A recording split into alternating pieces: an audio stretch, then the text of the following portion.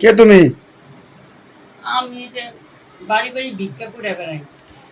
বাড়ি বাড়ি ভিক্ষা করে বেড়াও? দেখতে তো তোমাকে ভিক্ষুক মতো লাগতেছে, এত জোয়ান একটা মাইয়া, তুমি ভিক্ষা করো? দেখেন, আজকালকার দিনে ভিক্ষা করতে স্মার্ট হইয়া থাকা লাগে, বুঝছেন? এই যে তাইলে গাঠি গুটি ভিক্ষা দেয়া দেয় না, যায়। গাট্টি গুট্টি দেয় না। গরিব দেহে তো ভিক্ষা করি আজকে, আজকে নাহলে আপনাকে এই 3 তলা ভাইয়া আমি কেলে করুম। এত কথা বাদ, দেখেন অনেক খিদা লাগছে, কিছু থাকলে দেন। আর এই যে ম্যাডাম কি বাইতে নাই?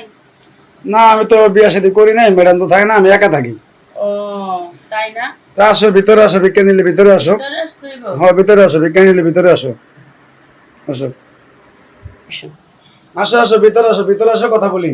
তো জোয়ান মানুষ, তুমি কাজ করো, ভিতরে আসো। আচ্ছা স্যার। নিচে বেন, উপরে উপরে উপরে বসো, উপরে বসো। উপরে না, ভালো হইব আমার কাপড় চোপড় না না, ধুইয়া। তুমি উপরে বসো, উপরে বসো। এত সুন্দর একটা মাইয়া, উপরে বসো, তুমি উপরে বসো। স্যার, আমার খাইবার দিবেন তো কিছু?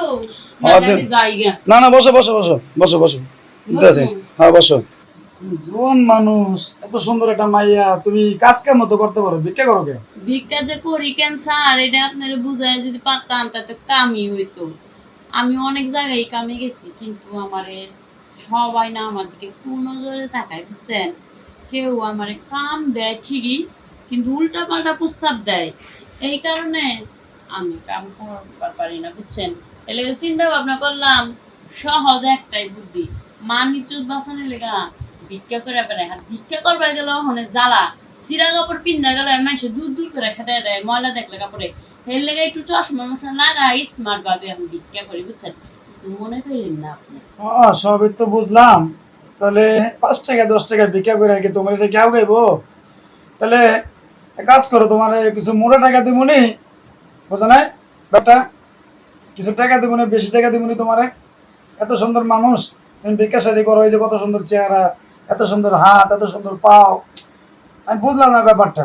এই যে 5 টাকা 10 টাকা তুমি ভিক্ষা করো, এটা করে কি তোমার পোষাইবো? তাহলে আমার একটা শর্ত আছে, আমার কথা যদি তুমি রাজি থাকো, তাহলে আমি তোমার অনেক অনেক টাকা দেবো আমি।